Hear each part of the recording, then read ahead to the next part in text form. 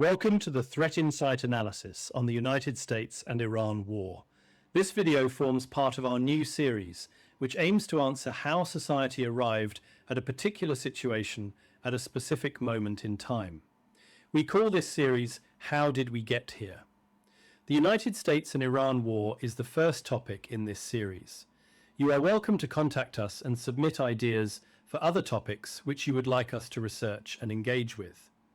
This video is part 1 of 6 and deals with the historical foundation of Iranian identity and its strategic behavior. The war between the United States of America and Iran asks a question that cannot be answered by anger alone. How did we arrive at this place? It is tempting to condemn one side or both and to call that understanding.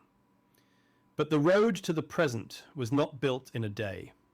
It runs through empire, faith, memory, foreign intervention, oil, sanctions, revolution, fear, and pride. To understand the conflict and to forecast where it may lead, we must walk that road carefully. Only then can we see how political and economic shock may affect operational resilience, business continuity, and national stability. If instability in the Middle East becomes prolonged or escalates further, it may deepen global economic hardship, intensify social mobilization, and contribute to socio-political and socio-economic destabilization far beyond the region. Iran is not merely a modern state gathered around a recent political ideology. It is the bearer of an old civilizational memory, reaching back to the Achaemenid Empire of the 6th century BCE.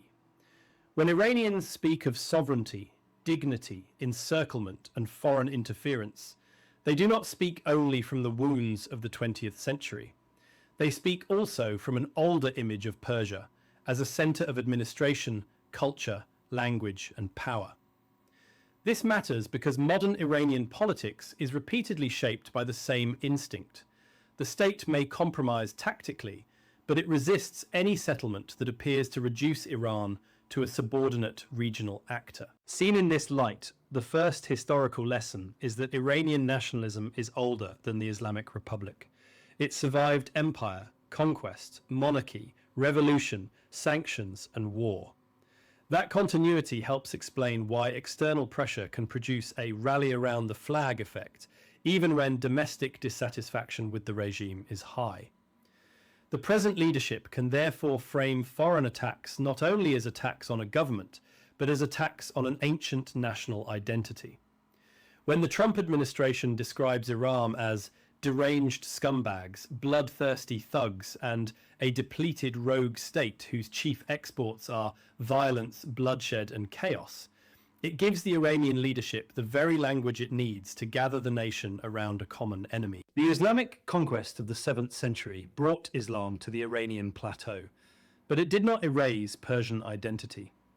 Rhetoric that presents Islam as the only driving force behind Iran's posture is therefore inadequate and incomplete. Iran did not simply become Muslim and disappear into a wider world. It absorbed Islam into its identity while retaining its language, administrative traditions, literary culture, and civilizational confidence. The lesson is important. Conquest did not dissolve Persian identity in the past, and it is therefore unlikely that foreign pressure, sanctions, or military strikes will achieve that outcome now. Such actions may weaken institutions, but they may also deepen the political language of resistance. Large-scale destabilization of Iran is unlikely to smother its cultural identity. If destabilization produces population displacement into neighboring countries, it may disperse Iranian identity across a wider geography. If the current situation is unacceptable to the United States and Israel, a broader dispersion of Iranian identity may intensify the cultural and political clash rather than diffuse it. This is where Iran differs from many neighboring Arab-majority states. Iran is Muslim, but it is not Arab. It belongs to the Islamic world, but it carries a distinct Persian historical consciousness. That difference has repeatedly shaped its regional posture. Tehran's leaders often present Iran as both guardian of a revolutionary Islamic project and defender of an older Persian sovereignty.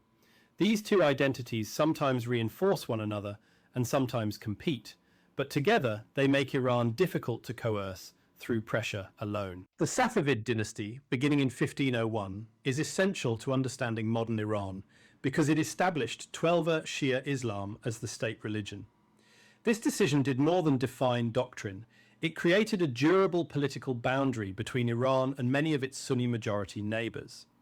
The Safavid state used Shia identity to consolidate internal authority and to differentiate itself from powerful Sunni rivals, particularly the Ottoman Empire. In modern terms, this created a template. Religious identity could be used as a strategic instrument of state formation, legitimacy, and regional distinction. The difference between Sunni and Shia traditions should be described carefully.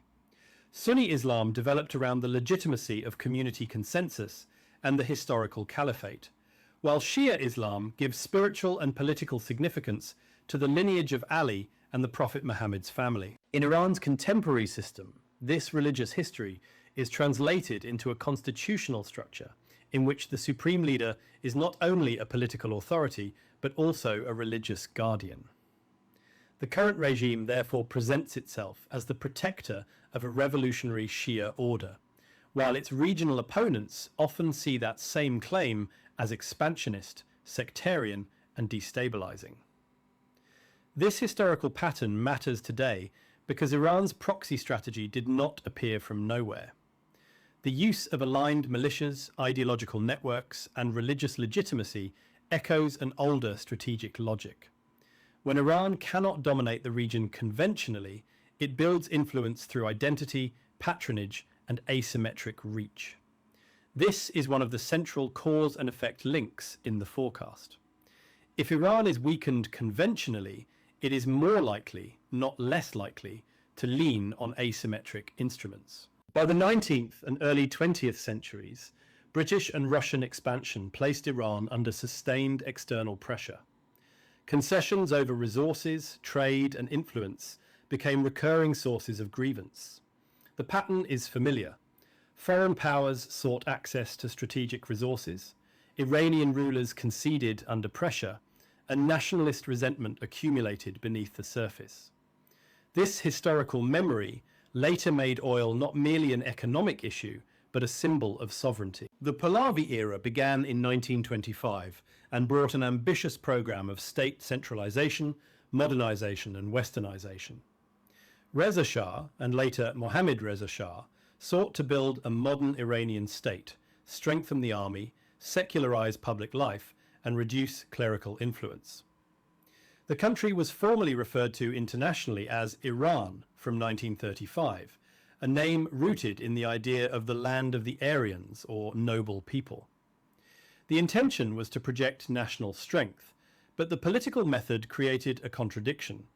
Modernization was increasingly associated with coercion, surveillance, and dependence on Western support.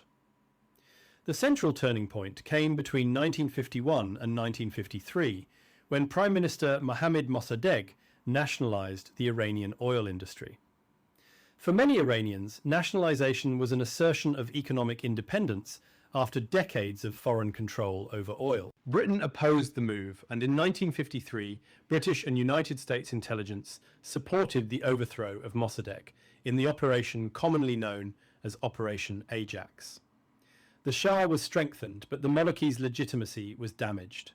The state looked modern, but to many Iranians it now appeared dependent on foreign protection. It was clear that the experiment with a weak form of Western democracy was failing, and by the late 1970s, the Shah's model had become politically brittle. It delivered modernization, but it did not deliver durable consent. The security apparatus, including SAVAK, suppressed dissent from leftists, nationalists, Islamists, clerics, students, and intellectuals. Economic change disrupted society faster than political institutions could absorb. The result was not a single-issue revolt, but a broad uprising against autocracy, perceived Western interference, inequality, repression, and cultural dislocation. The 1979 revolution therefore aligned with older Iranian patterns in one respect and differed in another. It aligned with the historic pattern of resisting foreign domination and reclaiming sovereignty. It differed because the successful revolutionary faction transformed that nationalist energy into a theocratic republic. The revolution was not only anti-Shah, it became anti-imperial, anti-Western, and religiously constitutional. That transformation is central to any forecast because the regime still draws legitimacy from the claim that it rescued Iran from foreign domination, even when many Iranians oppose the regime's domestic repression. After the seizure of the United States Embassy in Tehran in November 1979, President Jimmy Carter issued Executive Order 12,170, freezing Iranian government assets subject to United States jurisdiction. The sanctions architecture that followed became one of the defining tools of American policy toward Iran. The cause and effect lesson is clear. Sanctions were designed to pressure the revolutionary state, but over time they also helped the regime explain economic hardship as the product of foreign hostility. Pressure weakened Iran materially, yet it strengthened the regime's narrative of siege. By not understanding that the Iranian cultural identity is centered in independence and opposition to foreign influence from the West in the past and the United States at present, is missing the opportunity to arrive at a least effort solution. The Iran-Iraq War from 1980 to 1988 hardened the revolution into a security state. Saddam Hussein's Western-backed Iraq invasion of Iran forced Iran to experience the war as an existential struggle. Although the conflict had territorial, ideological, and geopolitical causes, it also sharpened Sunni, Shia, and Arab-Persian fault lines. The war gave the Islamic Revolutionary Guard Corps a permanent role in national defense, internal security, and revolutionary export. It also encouraged Iran to develop asymmetric warfare, proxy relationships, missile capabilities, and strategic depth beyond its borders. It must be noted that Israel did not support Iraq in its war with Iran. During this conflict, Israel covertly supplied weapons, parts, and military instructors to Iran during the war. Israel viewed Iraq, which had a large, well-equipped army, as the more immediate and dangerous threat to its security, operating on the geopolitical principle of the enemy of my enemy is my friend, to keep both states weakened. By the early 21st century, Iran's regional strategy rested on deterrence through depth. Tehran supported Hezbollah in Lebanon, various Iraqi militias, the Assad government in Syria, the Houthis in Yemen, and Palestinian armed groups, including Hamas. This network created a forward defense system. Iran could threaten adversaries indirectly, complicate Israeli and United States planning, and impose costs without always entering direct war. The historical parallel is Safavid-era strategic differentiation, updated for the missile, militia, and media age. However, the same strategy also created vulnerability. When proxies are degraded, leadership nodes are targeted, supply corridors are disrupted, or allied regimes weaken, Iran loses the buffer that allowed it to avoid direct exposure. The reported collapse of regional anchors between 2024 and 2026, including intensified pressure on Hamas and Hezbollah, and the loss or weakening of Syrian support structures, therefore represents more than a tactical setback. It threatens the architecture of Iranian deterrence itself. Open reporting in 2026 describes the assassination of Supreme Leader Ali Khamenei in Tehran during a United States-Israeli strike, and the subsequent selection of Mujtaba Khamenei as Iran's next supreme leader. If this reporting is treated as the operating scenario, the strategic effect is profound. A revolutionary system founded in opposition to monarchy and inherited rule would have moved toward a hereditary-looking succession. That would align with the regime's survival instinct, but it would differ sharply from the ideological claims of 1979. The dialogue we must build into the forecast is therefore direct. If the regime presents succession as continuity, opponents may present it as betrayal. If the Islamic Revolutionary Guard Corps supports the transition, the state may remain coherent in the short term, but at the cost of becoming more openly militarized. If the clerical establishment is seen as subordinate to security hardliners, the Islamic Republic may survive institutionally while losing further ideological legitimacy. This does not automatically mean collapse.